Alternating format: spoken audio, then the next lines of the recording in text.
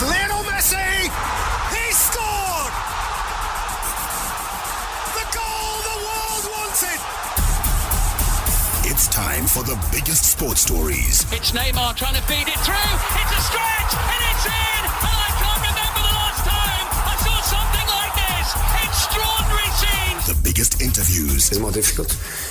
Obviously, it's more difficult. And all the analysis right here. If they play poorly, they come back, they've got all the excuses. You can't have it both ways. Every weekday, it's my sport, it's your sport. It's CFM Sport. Let's join the team for the biggest show in the world of sport on CFM Stereo. My station, your station.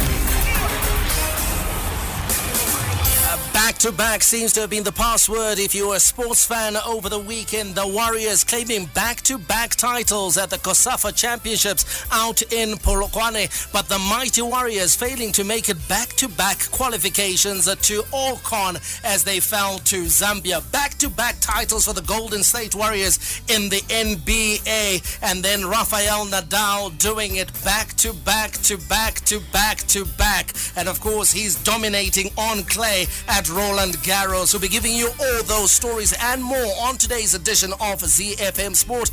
Chris Gray is in the house, so is Barry Menandi. My name is Mike Madoda. It's beauty, brains with a bit of broad. Let's get to it on ZFM Sport. I'm the brains. Okay, I'm the broad. I'll put in the hard yards. I thought you were going to take the beauty, Michael. All right, on the home front, we got some football news where it was elation for the Warriors as they claimed back-to-back. And it was a come-from-behind victory as COSAFA Cup titles, while it was misery for the mighty Warriors, who were left kicking themselves after they went down to Zambia in the final round of the African Women Cup of Nations qualifiers. In tennis news, the Locke brothers, Benjamin and Courtney, bagged their second successive professional title after they stormed to a straight-set doubles victory in the Zimbabwe F2 Futures Tournament at Harare Sports Club. And in rugby news, Peterhouse stole all the headlines in schools rugby, blah, blah, blah, this weekend as they registered an emphatic 62-47 win over Prince Edward of all schools on Jubilee Field, having trailed by nearly 30 points at the break. In your international sports news roundup, in the French Open, an imperious Rafael Nadal won a record-extending 11th French Open title by seeing off Dominic Thiem in the men's final, while Simona Halep sealed her maiden Grand Slam title with victory over Sloane Stephens in the ladies' final. In the NBA playoffs, the Golden State Warriors won their third NBA title in 4 seasons with a comprehensive 4-0 series sweep over the Cleveland Cavaliers. And in Formula One, Sebastian Vettel has retaken lead of the World Championship from Lewis Hamilton, and this is after a commanding but comfortable victory of the Canadian Grand Prix. Matchday 16 in the Castle Lager Premier Soccer League saw defending champions FC Platinum move to the summit of the log after a spectacular never-to-get a free kick deep into stoppage time completed a late comeback win over rivals Ngezi Platinum Stars. Yesterday, Bulawayo Chiefs underlined their tag as giant killers by claiming the scalp of 10-men Highlanders at Barberfields, and in Rusape, Dynamos finally remembered how to win after beating Mutare City Rovers at Vengere. That, of course, is your Castle Lager Premier Soccer League report. We'll be joined by Murape as well as Alois Bunjira, and they'll also help us go through the build-up to the World Cup. Just 3 days to go, and favourites Brazil swept aside Austria 3-0 in their final warm-up game through goals from Gabriel Jesus, Neymar as well as Felipe Coutinho in Vienna. The Warriors, the Chevrons, the Cheetahs, the Mighty Warriors, and the Sables. From the pool to the track to the field, we are Team Zimbabwe. The Home Front. Local sports news and analysis.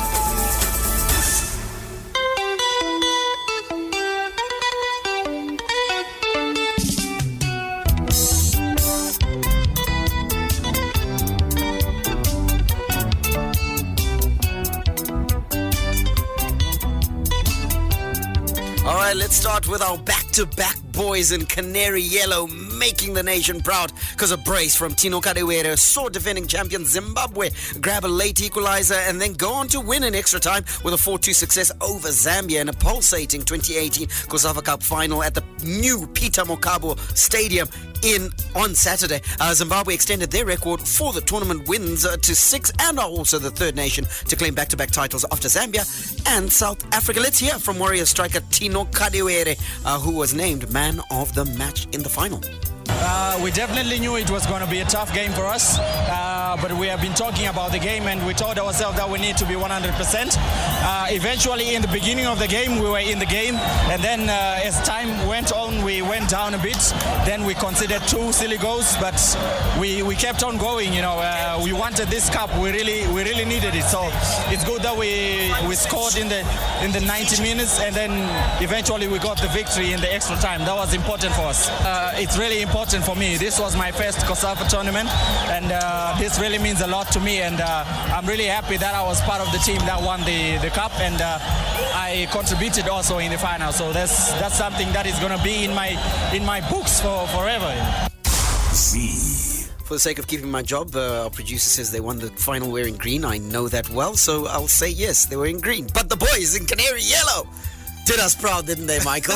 Yeah. Listen, I think it's the least we expected. During the build-up to the tournament, we mentioned the fact that Zimbabwe was taking easily the strongest squad of any of the nations that were participating at COSAFA 2018. And the least that was expected was for us to actually bring back the trophy, to defend the trophy. We went in with a team that was, barring maybe 4 or so positions, those are the players that we expect to feature in the African Cup of Nations qualifier. Yeah. So that was in essence nearly our full-strength squad, barring the likes of Knowledge Musona, who were not there, but we expect to see a lot of those guys. So we almost had to win this one, we had to win it, otherwise it would have been an unmitigated disaster for Sunday Mofumarimo as well as Zifa if the nation had actually failed to get over the line. And Chris, speaking of Coach Sunday Chidzam, he likes this tournament, doesn't he?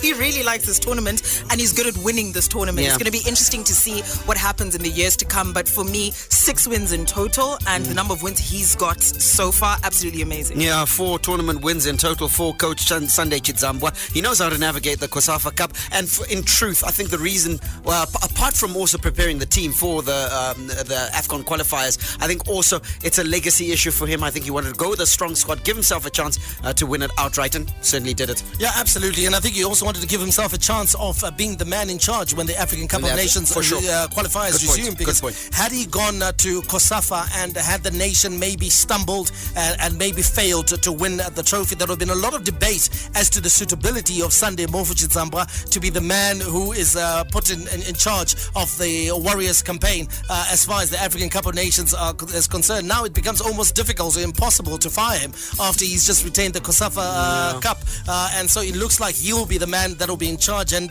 looks like there were also some rich pickings as well. No doubt there would have been an incentive for local coaches.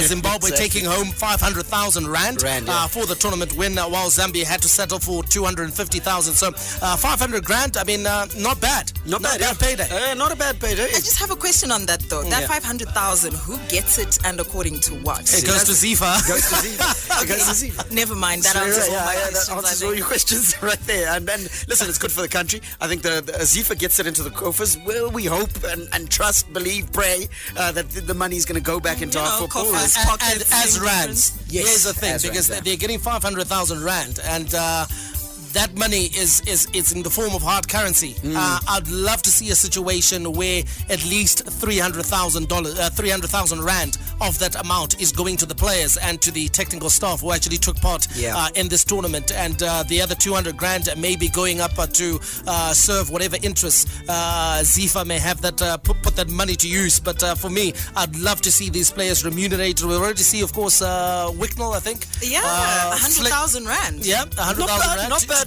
George Chigova. Heard that George shared it with the squad as well, and that's big of him. That's big of him. Definitely. Big of him, and also showing the heart of the man, and also, I mean, for his efforts, he was named as goalkeeper of the tournament. Player of the tournament was Madagascar attacking midfielder Andrea Ranamana, who's better known as Dax. So we'll call him Dax for the purposes of this show. And top goal scorer, of course, went to Botswana forward Onkabetse Mankantai, and he netted 5 times for his side's 6 games. Hi, my name is Rudoni Shamba, Mightoria's super striker. You're listening to ZFM Sports. Now, a bit of a downer this weekend. Zimbabwe Mighty Warriors left kicking themselves after they went down to Zambia in the final round of the Africa Women Cup of Nations soccer qualifiers yesterday at Rufaro to bow out of this year's tournament. The women's national team had done well to beat Zambia 1-0 in Lusaka last Wednesday, and they needed at least a draw to qualify. However, Mighty Warriors went down 2-1 as Zambia sailed through to the Intercontinental Showpiece on away goals rule after the match ended 2-2 on aggregate. Mighty Warriors coach Tetelwe Quinji 15 Sibanda blamed their defeat on a lapse of concentration in defense. Yeah, it's very unfortunate, but such things do happen in football. But yeah, obviously we are not happy about it. We played well, but I believe we let in, especially the second goal, a loss of concentration at the back, and the defense failed to track the runner, of which we knew in terms of the pace they possess much better explosive pace than us. But we failed to track that runner, and we were punished. And at the end of the day, we have lost, and we are out. And yeah, it's congratulations to the Zambians, and we wish them all the best in Ghana. Now, very gracious Quinji 15 there, but for me, something is making me particularly angry. Okay. These ladies were on a bus back from Zambia.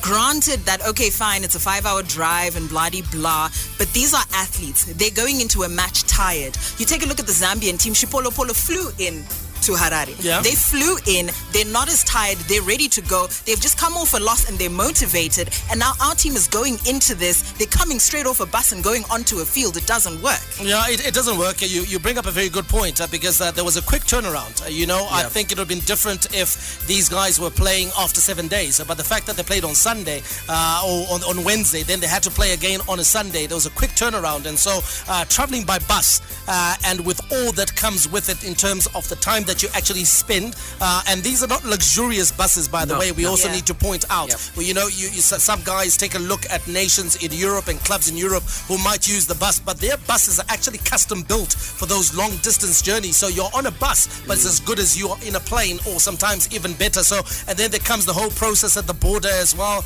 and so it wasn't ideal. She points out to the fact that Zambia got off the plane, and they knew that they had a job to do in Zimbabwe. And that's the thing, isn't it? We don't give ourselves a chance. We because yes, fine, we can talk about the fact, and you mentioned it, Chris, that it's a 5-hour journey by bus, and one would think it's not too bad, but we're not giving ourselves a chance, because what we are doing is that we're leaving the outer limits. We're going with the outer limits of the possibility of those guys being at their peak performance. What we need to do is support our athletes a lot more, make sure that they get enough rest, they're fired up, motivated, and are able to do the business. I have no doubt if this game was played, like you said, Mike, in 7 days, 14 days, I think the Mighty Warriors would have probably gone through. Yeah, the other thing you also have to consider with the Mighty Warriors is that questions I think need to be asked to Zifa as to, where is the money going to that's allocated for women's football? There's money that comes in from FIFA, which is specifically meant for women's football. Now, the Mighty Warriors, Chris, don't play a lot of games or enough games for you to say, hey, we've already used up the money. All the money, definitely. We've seen these guys stay in substandard accommodation in terms of facilities. Now we've seen them go by bus. Where is the money that's coming from FIFA going? It's allocated for women. So that's, and also at the end of the last time they were playing matches, there's a sponsor who came on board and said, look, we're going to be taking care of the Mighty Warriors. They gave, I think it was $250,000 for the Mighty Warriors. Where is that money if our athletes are going by bus back and forth to Zambia? And there need to be questions that are asked. We look at the Warriors and we hold certain people responsible, but when it comes to the Mighty Warriors, everyone is just kind of it's the women's game. But something needs to be done about this, because it's a generational issue. There's a legacy that needs to be created for the Mighty Warriors. Yeah, absolutely. And of course, failing to create any momentum going forward, the Mighty Warriors, it's no point qualifying one tournament and then missing out on the next. And I know Zambia are competitive, but like Chris has pointed out, it's a legacy issue. It's a generational issue. The next generation always benefits from the fact that your country are perennial participants at major tournaments. We want to hear from football fans, or just you, the listener out there, on 0731 168 045, Twitter and Facebook at ZFM Sport. Coming up, your local sports news wrap. Hi, this is Benjamin Locke. I'm on the Zimbabwe Davis Cup team, and you're listening to ZFM Sport. We got a message here on our WhatsApp platform, almost on cue, Michael, because it says, hi guys, how come you don't report enough on schoolboy rugby? Well, Your wishes might come on, doesn't it? Well, let's start there with schoolboy rugby, where Peterhouse stole all the headlines in schools rugby this weekend as they registered an emphatic 62-47 comeback win over Prince Edward on Jubilee. In other results or matches played over the weekend, Churchill upending Hillcrest 31-13. St. George's College with an impressive 33-26 victory over Carl College, and Falcon College beating St. John's College narrowly 17-14. In tennis news, the Lock brothers, Benjamin and Courtney, bagged their second successive professional title after they stormed to a straight sets doubles victory in the Zimbabwe F2 Futures Tournament at Harare Sportslo. The second seeds beat the pair of American Farron Connor and German Inikiev Milan 6-3, 6-2. You've gotta love Mondays, because Chicken Inn makes Mondays matter. Chicken Inn Munchie Mondays are here. Buy a 2-piece meal every Monday and you will get 1 extra piece free. Invite your friends, family, and enjoy a juicy, chunky meal at an amazingly low price. Don't just dig in. Let your jaws munch and munch and munch. Chicken Inn. Love that chicken. From the front of the grid to the back of the net, it's CFM Sport. International Sports News Roundup, where the world comes out to play. All right, just a word to all of our listeners and partners out there. The WhatsApp platform is not to give us abuse, guys. Yeah. Because Silas is abusing us. Yeah, he was abusing me. Is he Peterhouse alumni? He says, what a great comeback by the mighty Peterhouse. Peterhouse powerhouse. Silas, whatever, guy. Whatever. Apparently, there's a guy called Veriwa, and my brother watched this match over the weekend. He says he's the star man. He runs like a bullet and he's a showman too. And he feels himself. And there's another Veriwa again in Form 4 who also here is waiting in the wings. So you're talking about generational issues? My goodness, Peter seems to have generational issues going on. Right, I'm going to dive into the international sports news where there is little possibility of getting some abuse. And we start with tennis news where an imperious Rafael Nadal won a record-extending 11th French Open title by seeing off young pretender Dominic Thiem. In the final, the world number one sealed a 6-4, 6-3, 6-2 victory to take his impeccable record to 11-0 in title matches at Roland Garros and to carry overall career mark of 86-2. 86 wins, 2 losses at the clay court Grand Slam tournament. The 32-year-old Spaniard also secured his 17th major trophy, which moves him within 3 of great rival Roger Federer's all-time record. Let's hear from Nadal as he reflects on another incredible clay court campaign. In my career, I achieved much more than what I ever dreamed. But at the same time, in the other hand, it's true that I went through tough moments, a lot of times in terms of injuries. So, for example, this beginning of the season in Australia, when I have been in a good position to fight for important title for me, I had to go. And then in Acapulco, again, injured, and I couldn't play in Indian Wells and Miami. And to arrive at so with some doubts of this clay court season. So, yeah, of course, you know how difficult is everything, especially after went to these tough moments. And personally, for me, it's amazing and very emotional. Came back from this almost 5 months without playing a full tournament since Shanghai last year. First official event was in Walter Davis Cup, but only 2 matches, and then Monte Carlo. So a lot of months with problems. So coming back and have the chance to win in Monte Carlo, Barcelona, Rome, and now especially here is very emotional for me, and it was a very special moment, and received that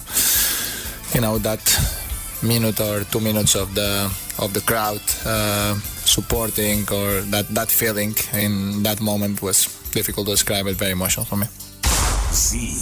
Rafael Nadal imperious in Paris, and someone actually commented on Twitter that probably the hardest thing to do in professional sport at the moment is defeat Rafael Nadal in 5 sets on a clay. Let's give you the latest men's world rankings. Rafael Nadal leading the way in first position. Roger Federer is second.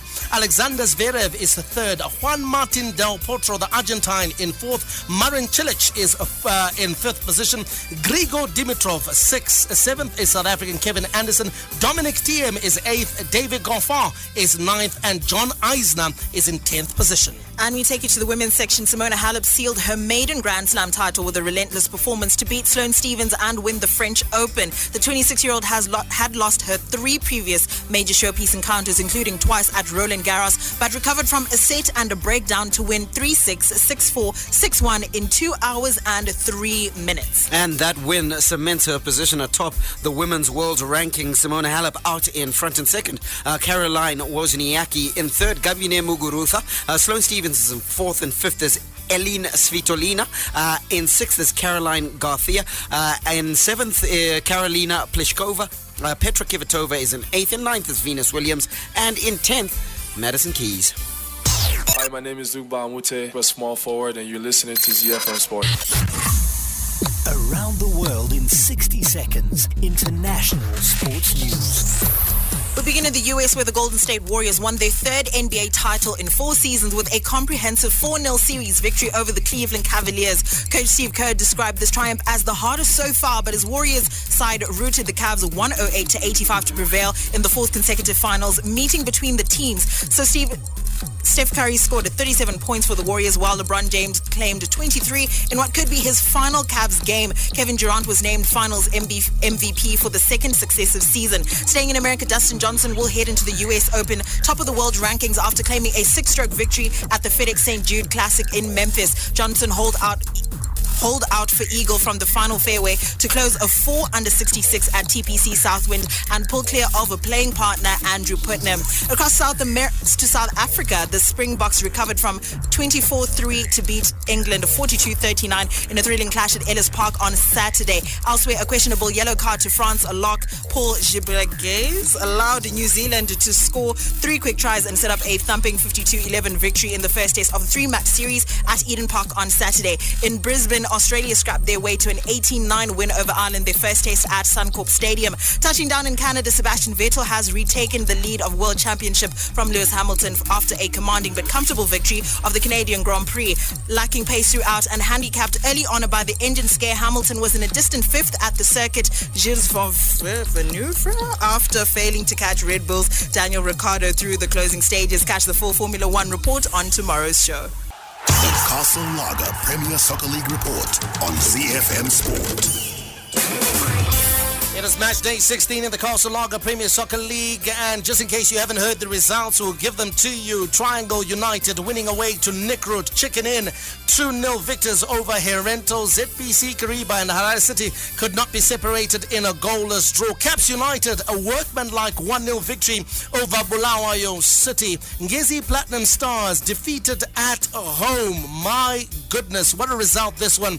FC Platinum doing it the hard way, having to come from behind and doing it late. They won 2-1. Motala City Rovers beaten at Vengere by Dynamos 1-0. Shabani Mine and Black Rhinos a 2-2 draw. Highlanders losing to Bulawayo Chiefs 1-0, and Yada emphatic over Chapungu 3-0. The story of the weekend, however, has got to be the match that was played at the Baobab Stadium in Mondorongezi on Saturday afternoon, where champions FC Platinum needed a spectacular never to get a free kick deep into stoppage time to complete a comeback to end rivals Ngezi Platinum's 31 match unbeaten home run and to move to the top of the log in a dramatic top of the table Platinum derby in Mondoro. The hosts led 1-0 going into the 88th minute before FC Platinum drew level through a Winston Mango penalty. Now, Coach Nomara Mushina wa Majuzi Noben Mapeza, who had vowed in the build-up to this match that Andiro Enandiraya, says he believed his team could get a positive result even when they went a goal down. Let's hear from Nomara. after you conceded that goal, you could tell, the players are ready to be dejected. But I have to talk to them. I have to get into the pitch and say, look guys, we cannot change the decision of the referee. We can't change it. Let's continue with the game. Then at halftime, I said, look guys, let's keep pushing. Let's continue from where we left in the first, maybe last 40 minutes. Then we'll see what happens at the end of the game. Like I said during the week, both teams are fighting for 3 points today, and maybe we're going to be on top of the log. But it doesn't decide anything. We have got the right now to be on top of the log because of the 3 points we are ahead of Ngezi. But there's still games to be played, 18 matches to be played. There will be twists and turns along this marathon. For us, we just have to remain humble, go back to shower and keep working hard, and just concentrate on our game against the Islanders. Then after that, we have to give the guys a break. Oh my goodness, this game, Barry, lived up to expectations. It had everything. It had the drama of a late victory for FC Platinum. It had the controversy of a disputed goal when Ngezi Platinum Stars took the lead. It had, of course, a stoppage whilst the FC Platinum players mobbed the ref, and a lot of people who went out to Mondoro Ngezi must have got bang for their buck, as this Platinum derby didn't disappoint. Listen, it was always going to deliver. I think none of us in the studio ever doubted that this game was going to deliver. You had two very tactically gifted sides. They're also very technically gifted players within the two sides, so you expected that it was going to be a footballing encounter. Add to that, if you then have a referee who doesn't have the best of games, it then adds to the drama, and I suppose that's what we want as football fans. We want a bit of drama as well, and this game had everything. And of course, the important thing, the victory for FC Platinum, and they'll be happy to take that back to Zishani. Murape, you take a look at FC Platinum's approach, as well as Ngezi Platinum's approach in previous matches. We've seen Ngezi Platinum dominate even the possession stakes. Before this match, they've been offensively the better side against many of the teams that they've played. But in this match, it looked like Norman Mapeza went in there, he imposed himself, dominated possession, and that must have been at least shown the rest of the league maybe that's the best approach when you're playing Ngezi Platinum Stars. It's important that you keep the ball and dominate possession. Yes, you could see with the way Platinum Stars play, it's the no-man way. That's how he wants it.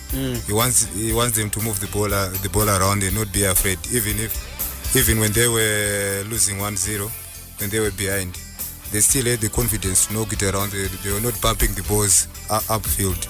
They still remained calm, and I think Platinum is one of the best teams in the country, if not the best. And they showed that against Ngezi Platinum in their home ground and away from home. I think it lived up to expectations with the way Platinum imposed themselves on the game and the way they collected their 3 points. The never die spirit that they showed. They were in there right up to the end, and scoring 2 goals in the last I think 4 or 5 minutes of the game. Such a big game. I think thumbs up to Platinum for never giving up.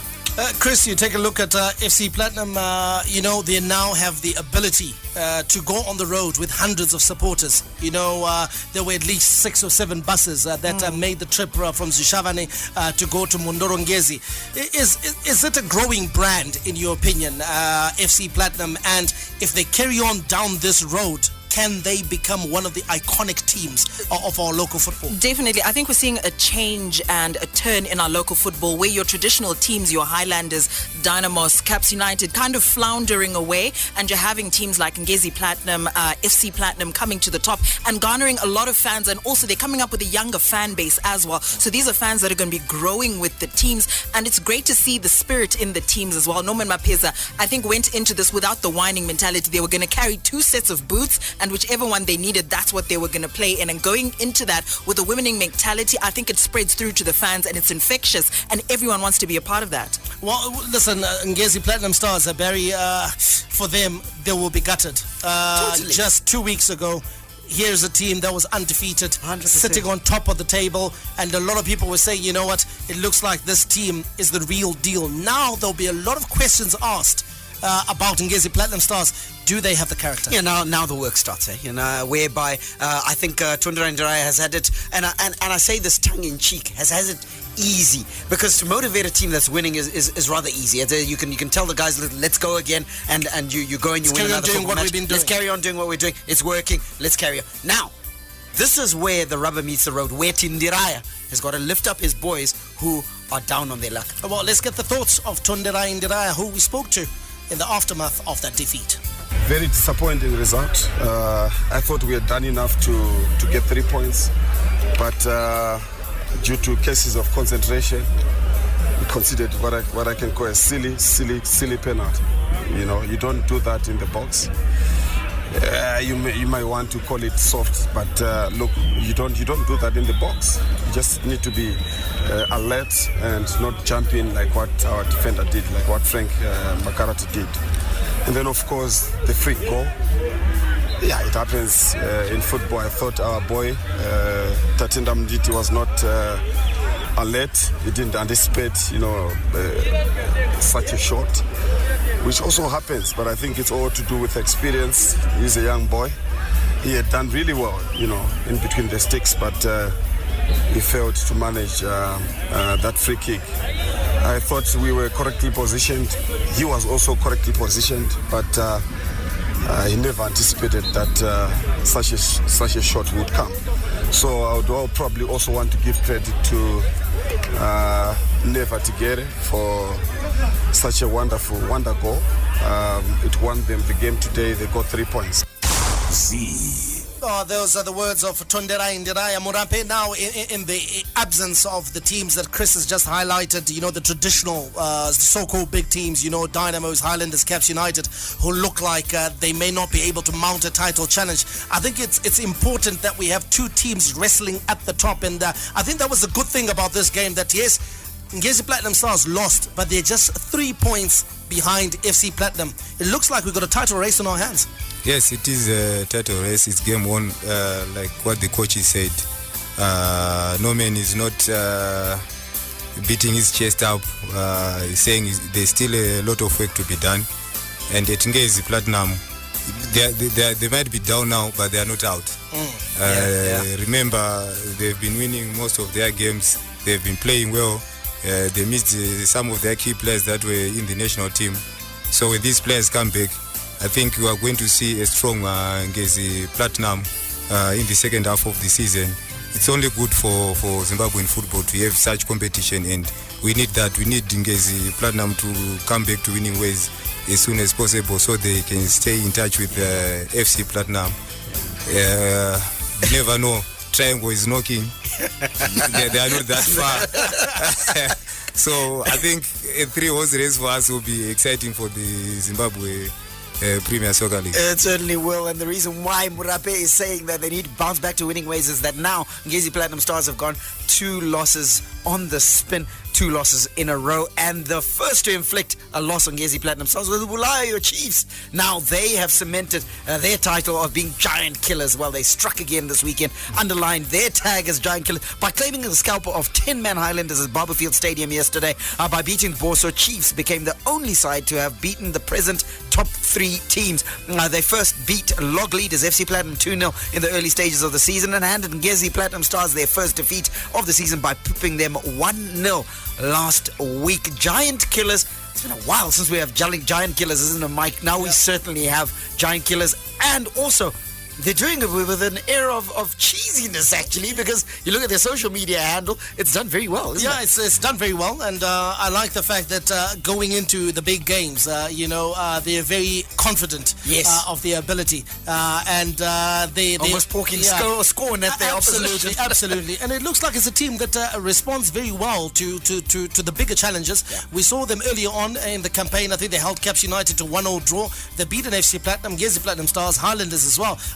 They may have lost to Dynamos, but listen, anytime you can sort of like play those teams and register just one defeat and the odd draw and have 3 victories means that you are a team that, if you get your act together, should be able to compete in our league. What I'd like to see from Bulawayo Chiefs now is for them to translate that form, move it from just the big games to the rest of the games. When they are playing Chapungu, when they are playing Shabani, when they are playing the so-called lesser teams, I'd like to see them being able to beat those teams once in a while. And King, if this team can do what Mike is saying and get the results that they need with the lesser teams, this is a team that's definitely not going down. They're here to stay. Yes, I think they're here to stay.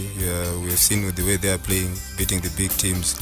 Like what Mike is saying, I think what they need is consistency. They don't need to go into some of the games relaxed. I think we are going to win it. They've shown us that they are a very good team. I think it's now up to maybe the coach to psych up his players to make sure they are well prepared and raring to go in each and every match, not just the big games. Yeah, and what a phenomenal free kick to win this game by Gracious Muleya, who sealed it in the 33rd minute, and Bosso was unable to get back into this game. Bulawayo Chiefs 1-0 to the good. 1-0 to the good, and Dynamo's also 1-0 to the good away at Vengere, playing against the Motare City Rovers. And the man, of course, who turned Dynamo's fortunes around, Tawanda Macheke, scoring very late on to hand Dimbare a priceless 3 points. Dimbare, to be very easy for us, Murapi, to say Dimbare is back, but we must be wary after what happened the last time when they beat, I think it was Bulawayo Chiefs in Bulawayo. You know, we were too hasty to say Dimbare is back, and then they went on another wretched run. But I think 3 points definitely of value to Dimbare. Yes, they're of value, and like we said, there's no bad win in football. So it's 3 points in the bag, and you can see the way the fans celebrated, even the players. It's like winning the championship. It's like we had won the championship, but now as soon as we need to get back to the drawing board, we always say we need to look into the games that are coming ahead. Because as Dynamos, we have lacked consistency, and for us to be celebrating winning against Mutare City, it shows how much we have fallen down in the pecking order in terms of the giants of football here in Zimbabwe. So I think we need to win as many games as we can going forward. We don't need to celebrate Mutare City victory. Alcohol may be hazardous to health if consumed to excess. The operation of machinery or driving after the consumption of alcohol is not advisable. Not for sale to persons under the age of 18 years.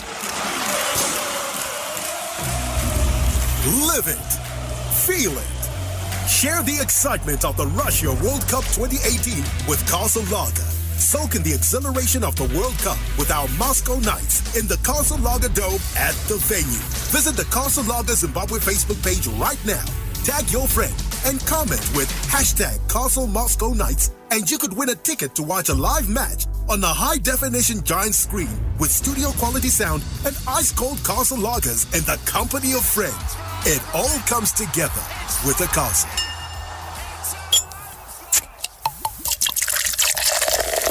From Rufaro to Barberfield, Mandava to Nyamunga, all the perfect moments in the Castle Lager Premier Soccer League come together on ZFM Sport.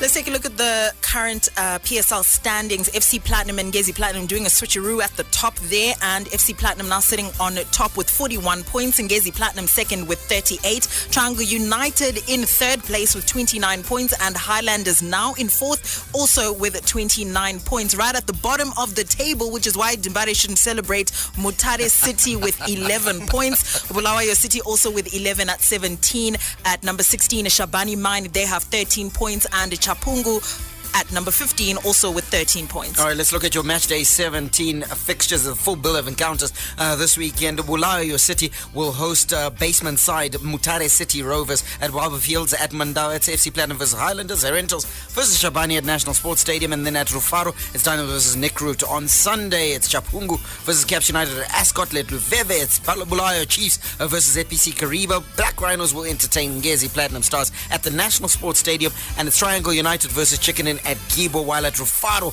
it's Harare City versus Yada.